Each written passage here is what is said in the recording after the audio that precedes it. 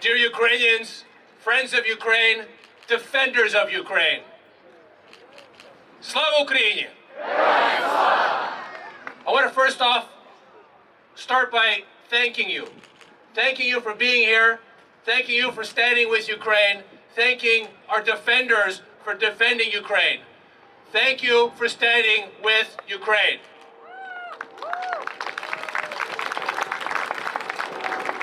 We are seeing more and more Russian propaganda around the world, and unfortunately, it's taking root even here in the United States of America.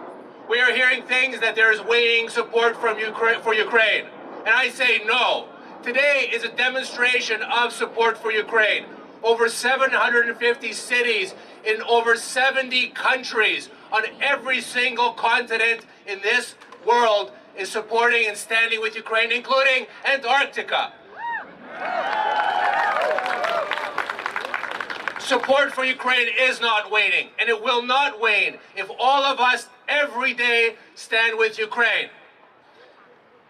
The Russian propaganda is trying to convince the American people that this war is costing too much, that in fact we should spend those billions of dollars at home. Well, I will tell you that spending 5% of the U.S.'s military defense budget has destroyed 50% of Russia's military capability, and that is a great return on investment. The Russian propaganda machine is telling thought leaders that, well, Ukraine's not going to win. It's just too big of an army to defeat. Well, I say nonsense. I actually had another word, but I'll use nonsense. Ukraine has stood up against the second largest army in the world. It's destroyed its Russian Black Sea fight 20% without even having its own navy. Ukraine can and will win this war against Russia if it's given the arms that it needs to win. They say it's time to negotiate. Negotiate with who, I ask? Negotiate with a tyrant, with a genocidal dictator that has repeated time and time again that his intention is to recreate the Russian Empire, to destroy the Ukrainian nation, and to keep captive all of Eastern Europe. That's who we need to negotiate with, and I say no negotiation until Ukraine is victorious.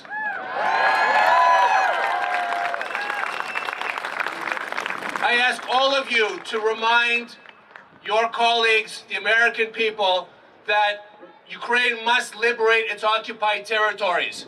It's not just about territory. It's about the people of Ukraine. I've been to Bucha.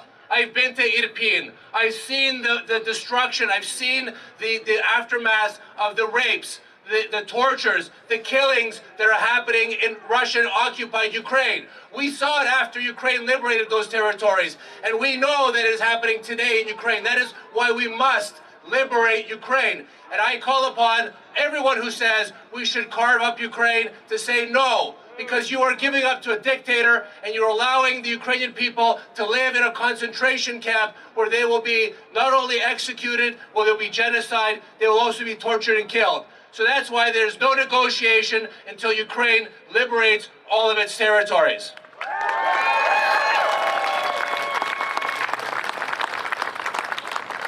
The Ukrainian World Congress and all of our friends of Ukraine all over the world are calling on the international community to give Ukraine what it needs to win. It needs more weapons, it needs more ammunition. We need increased sanctions, and we need to seize Russian assets. We need to make Russia pay.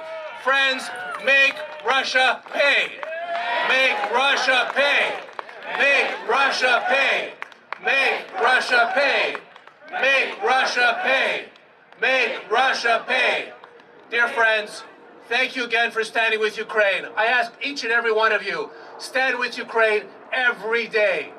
Convince your friends, your colleagues to stand with Ukraine every day. Because if we all stand with Ukraine every day, Ukraine will be victorious. Victory for Ukraine! Slava Ukraini!